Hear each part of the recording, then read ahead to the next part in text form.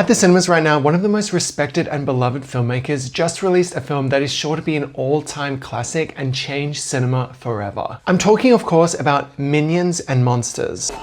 But there's also this kind of indie film by this up-and-coming filmmaker named Christopher Nolan that's come out, so we should probably talk about that. Christopher Nolan's The Odyssey has the rare distinction of being one of the most anticipated films ever made. After grossing nearly $1 billion with a 3-hour biopic about a physicist, he's been given probably the biggest blank check in Hollywood history to bring to life one of the oldest stories in the world. So is the film actually any good? Well, for me, the answer is yes, but it's complicated. So first, let's talk about what the film gets really right. Now, for those who somehow don't know or need a reminder, The Odyssey follows Matt Damon as Odysseus, the Trojan War hero who goes on a 10-year journey home to Ithaca and experiences many roadblocks in his path. Now, what I thought was great about this film is that it absolutely delivers on the epic scale that it promises. It has a really tactile feel. There's tons of real background actors that populate the scenes. The practical effects give it a real sense of scale and danger, and the locations are incredible. Nolan is still unmatched in creating awe-inspiring action scenes, and seeing this in IMAX 70mm really enhances scenes like the Trojan Horse or the escape from the Cyclops. The film is also a huge technical achievement in every sense. Not only were they using brand new camera setups that were developed for the film, but all the other elements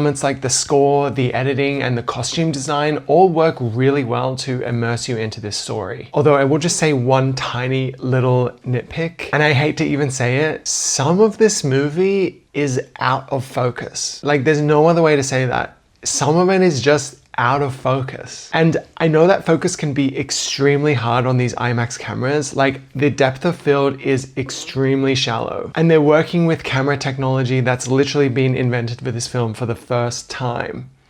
So I know it's hard. But like, there's one shot towards the end of this movie where the camera rack focuses from Robert Pattinson to a guy that's standing behind him, and the guy behind him is just like completely out of focus. Like, did they not have time to just like do another take? I don't know. But anyway, this film also pushes Christopher Nolan in directions that we haven't really seen him go before. I feel like this is the first time we've seen him explore some genuine weirdness in his films. He's not afraid to depict the more magical elements of this story, and he even veers into some disgustingly visceral body horror. I particularly love the scene of Odysseus in Hades, where Nolan just seems to really go for it. It's an unapologetically creepy and atmospheric and artistic sequence, and I feel like we haven't really seen him operate in that mode before. Now, the film obviously has a huge cast, and some people inevitably stand out more than others. Basically, every person in Hollywood is in this film. Although this is notably the first Hollywood blockbuster in approximately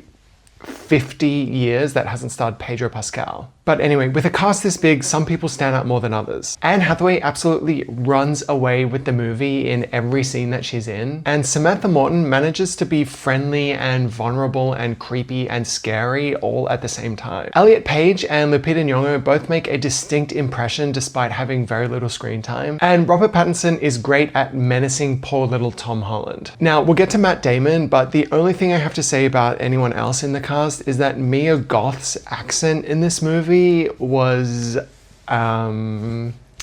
questionable. I know it must be hard to do an American accent when you sound like this in real life. If I wasn't an actor, I think I would own a bakery and I would call it Mamma Mia's, and I would have blueberry pancakes. But there was one line reading in this film where she literally sounded like she was Irish. And like, I have Irish heritage. I don't mind if there's Irish people in the Odyssey, I guess, but I don't think it was on purpose. Anyway, my biggest problem with the Odyssey ultimately came down to the titular character, Odysseus. My main issue is that probably for the first 2 hours of this film, I didn't really feel connected to him or his journey at all. And it made the film feel kind of cold and emotionally distant. Nolan has explored the themes of home and family and parents trying to get back to their children in a few of his films. And I felt a bit confused how the guy who made this resonate so much in Interstellar could have it fall kind of flat in The Odyssey. The desire to come home is something primal and incredibly emotional. It makes me think of The Wizard of Oz, where you feel heartbroken for Dorothy, who cries because she misses her home so much. I'm locked up in the witch's castle, and I'm trying to get home to you, Annie. Now, I'm not saying I needed a scene where Matt Damon cries about not being able to go home, but I never really felt like Odysseus had an emotional connection to his home, which made it really hard to connect with his journey. We get a few early scenes of him and Penelope that establish Ithaca and his relationship with her, but because there's a lot of plot and exposition in the opening of the film, it does kind of get lost in the shuffle a bit. I just think in a film that involves gods and monsters and witches, it's really important that we relate to Odysseus's very human desires at the center of it, and I just don't think the film pulled that off. It became very clear to me early on why Matt Damon was cast in this film. His acting is fantastic and it's really a career best performance for him, but his movie star persona and the audience's familiarity with him is really needed to fill in the gaps for a character that isn't fleshed out for a lot of the film. However, there's a scene in the third act of this that made basically the entire film click into place for me. And I'm gonna chat spoilers now, so make sure you've seen the film before you watch this. I'm talking about the scene towards the end with Odysseus and Penelope in Ithaca, where Odysseus is disguised as a beggar and he tells Penelope about his guilt in sacking Troy and ushering in the end of the Bronze Age. This was such a revelatory scene for me because it was the film laying its cards on the table. You finally find out why people have been telling Odysseus that he's not actually ready to go home, because he feels immense shame and guilt, not only for sacking Troy, but also for violating Zeus's law by giving the Trojans a gift and then using that to destroy their home. And this film is entirely about the idea of a home. It's all about characters visiting the homes of other people and how the host's hospitality affects how that interaction plays out. Zeus's law is mentioned many times in the film. If you don't remember what it is or need a refresher, it basically boils down to the concept that you should treat other people how you would like to be treated. If you meet a stranger, you should welcome them into your home and provide food and shelter. And on the flip side of that, the guest should respect the host. With Odysseus violating Zeus's law to such a degree, he not only plunges a whole civilization into cruelty, but he also seals his own fate. The reason it takes him so long to get home is because of the distrust that he creates in the world when he sacks Troy. The Cyclops that traps and eats his men obviously doesn't observe Zeus's law, and neither do the giants that attack his men. When they make it to Circe, she doesn't trust Odysseus because she's heard the stories about the people from the sea that come in and attack villages. And of course, Odysseus's own home is in a state of chaos, with suitors from everywhere eating and drinking all of Ithaca's supplies and threatening his family. Not only did the scene of Odysseus talking about his guilt in sacking Troy make everything in the film fall into place for me, it also delivered the emotion that I felt like was really missing from the first two acts of the film. I found it really moving and heartbreaking to see Odysseus's realization of what he's done, and it finally made me understand the guilt and burden that he'd been carrying the entire film. I also felt that this scene really thrusts the movie into a modern day context for me. The way that Nolan depicts the violence and cruelty at Troy isn't really that far away from the images we see from places like Palestine or any other modern war for that matter, and it felt like an extension of the points he was making in Oppenheimer, essentially saying that humanity is doomed to destroy itself as long as people are cruel to each other. So ultimately, while the Odyssey is certainly big and clunky and imperfect, I did walk out really loving the film, and I hope that Christopher Nolan can continue exploring new modes of filmmaking and keeps pushing the envelope to make films that feel both timeless and very relevant to today. And also, I hope that he makes a spin-off about Circe